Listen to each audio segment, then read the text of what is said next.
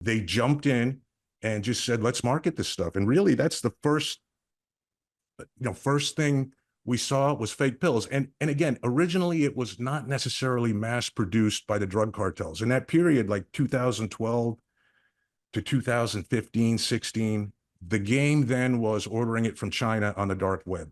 You'd order a small amount, you'd have a pill press, and there's a bunch of stories about these smaller, like independent organizations, not cartel related, operating in the United States. And some of them were pretty big in the amount of fentanyl that they put out in the United States. But that was what the game was then. It was small overnight packages coming in from China, people pressing their own pills and selling them as roxycodone. M30s were the thing that, for whatever reason, like that was what they chose to counterfeit in the first place. Those blue Malencroft pill, one side it has an M, the other side it has a 30. They're like, that's the most counterfeited pill.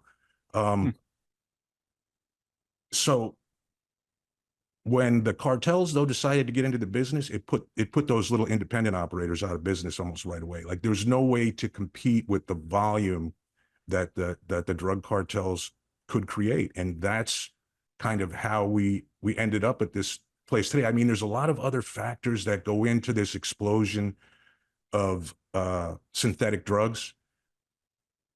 Probably the most significant one, or one of the most significant ones, is just it doesn't rely on Mother Nature, right?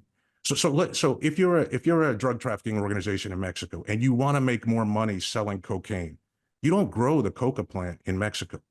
So cocaine's manufactured in South America. You have to have a source in South America. You have to buy this drug. You have to get it through the transit zone in Central America, which can be sketchy.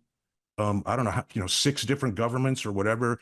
And each of them, you're either having to pay people off, or there's a risk that this load's going to be seized. And you're doing all that just to get it into Mexico and then add $1,000 to the price, smuggle it across the border and sell it in the United States. Like, it doesn't make sense to scale your business like that. So their other option was heroin.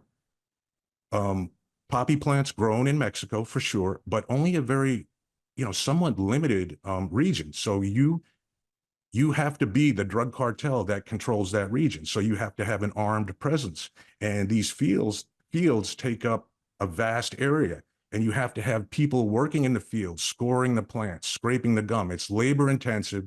And one bad Mother Nature season and you're wiped out. So that's where synthetic drugs came in. And they realized, like, hey, cocaine's a stimulant. We can manufacture, the Combating Methamphetamine Act, I think it was 2004 or 2005 in the United States, a law that restricted precursor chemical availability to make meth. And at that time, there was a lot of some very significant meth labs, like in California and all over. And that law actually pushed all the meth production down into Mexico. And the cartels said, hey, this is great. We can vertically integrate, right? We can control the production and the distribution. We don't have to rely on someone else to get this drug. We can make it ourselves. And then I think once they had those supply lines for chemicals established and, realized what they could do with synthetic drugs, it was only natural to really jump over to fentanyl and start making fentanyl with all the same connections. Yeah, it turned it into a 24/7, 365 operation for sure. Mm-hmm.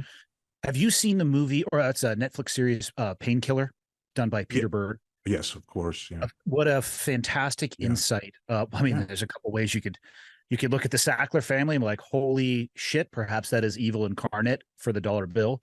Mm-hmm. But the impact it had. And I read a book, of course, right now, the name of it escapes me, but it talked about the explosion in black tar heroin that was coming across the border. And the dealers would actually go to, I forget the nomenclature, but essentially pill mills where people would line up to get their Oxycontin refilled. And there would be lines across the street. They literally would just park their cars there because as the pendulum was swinging in the other direction, right? It was like an overprescribing window, and then it started coming back. Mm-hmm. It's like, there you go. Here's your $5 fix. You can't get your prescription refilled. Here's some black tar heroin, which I think was just a bridge towards these heavier drugs. But yeah, it's easy to point the finger south of the border and ignore the fact that we had a very heavy hand in creating the demand here domestically. 100%. I mean, yeah, I do. Like, that is a major, you know, and this is just, this is kind of my personal thoughts on it. Our acceptance and the prevalence of prescription drugs in this country was a major factor in what we see now with fentanyl. It's originally and still to this day, it's the pills that are killing our children. It's the fake pills that are killing our teenager. Why do they choose? Like, Andy, if you took a syringe and a little baggie of heroin and a spoon and a tourniquet and a lighter and put that on the table, and then next to it you put two tiny pills, each one half the size of an Advil. One is bright blue and one is yellow. And you said to a 15-year-old or 16-year-old, what's more dangerous? The answer is always going to be the needle, the tourniquet, the light. And the reality is those pills are 50 times more powerful than that heroin.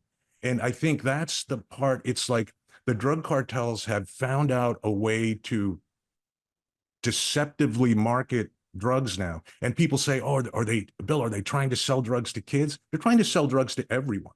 They're trying to remove what I would call like traditional barriers to entry. You know, like, why didn't I use heroin? Because it came with a syringe and a tourniquet and all these other things. I was just like, no, thanks.